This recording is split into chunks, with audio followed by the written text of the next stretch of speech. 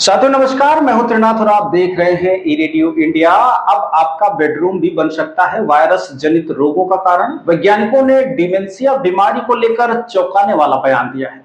अगर ऐसा हो गया तो आम इंसान ना तो जी पाएगा और ना ही मर पाएगा। पूरी कहानी जानने के लिए देखिए ये हमारी रिपोर्ट। कभी कभी ऐसा समाचार सुनने को मिल जाता है जो आपको सोचने पर मजबूर कर देता है।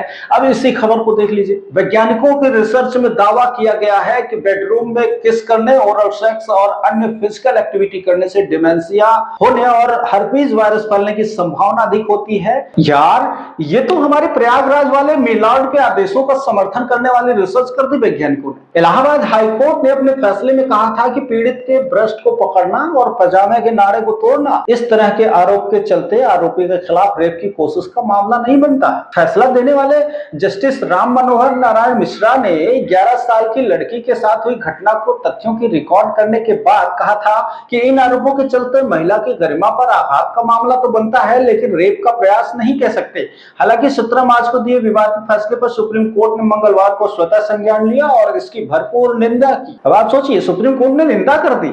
तो खबर यह है कि इंसान को होने वाली मानसिक बीमारी डिमेंशिया को लेकर इलिनॉइस यूनिवर्सिटी शिकागो द्वारा किए गए शोध की रिपोर्ट में वैज्ञानिकों ने हर्पीज सिम्प्लेक्स वायरस टाइप 1 के बारे में एक चेतावनी दी है। इस रिपोर्ट में बताया गया है कि बेडरूम के अंदर हर्पीज वायरस फैल सकता है। हाल ही में किए गए अध्ययन से पता चला है कि बेडरूम में किस करने, ओरल सेक्स करने और अन्य फिजिकल एक्टिविटी करने से डिमेंशिया होने और हर्पीज वायरस फैलने की संभावना अधिक होती है। यह वायरस दिमाग में सूजन का कारण बनता है और अध्ययन पता चला है कि हर्पीज वायरस नाक से होते हुए तंत्रिका तंत्र तक पहुंच जाता है, जिससे कई स्वास्थ्य समस्याएं होती हैं।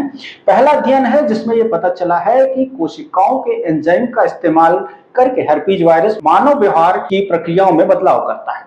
वियोन न्यूज की एक रिपोर्ट के अनुसार यूनिवर्सिटी में हुए शोध का नेतृत्व प्रोफेसर दीपक शुक्ला ने किया। उन्होंने रिसर्च में बताया कि बेडरूम में वायरस फैलने का जोखिम ज्यादा है। किसी भी स्थिति में जब व्यक्ति किसी की नाक को HSV1 का डिमेंशिया से पीड़ित व्यक्ति के संपर्क में आता है तो उसे यह भी संक्रमण और डिमेंशिया होने का खतरा बिल्कुल बढ़ जाता है।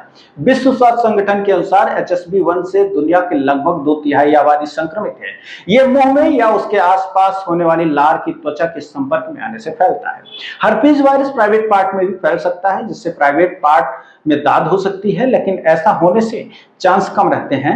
ओरल हर्पीज, जिससे होठों के आसपास छाले हो सकते हैं, इससे पीड़ित व्यक्ति को चूमने पर यह वायरस फैलने का खतरा होता है। बता दें कि डिमेंशिया एक प्रकार का सिंड्रोम है, लेकिन ये कोई बीमारी नहीं है। इसका इलाज भी पॉसिबल नहीं है, लेकिन डिमेंशिया मेंटल हेल्थ को प्रभावित करता है। डिमेंशिया सिर्फ मेंटल ही नहीं बल्कि कई प्रकार से हो सकता है, जिसे मिक्स्ड डिमेंशिया भी कहते हैं।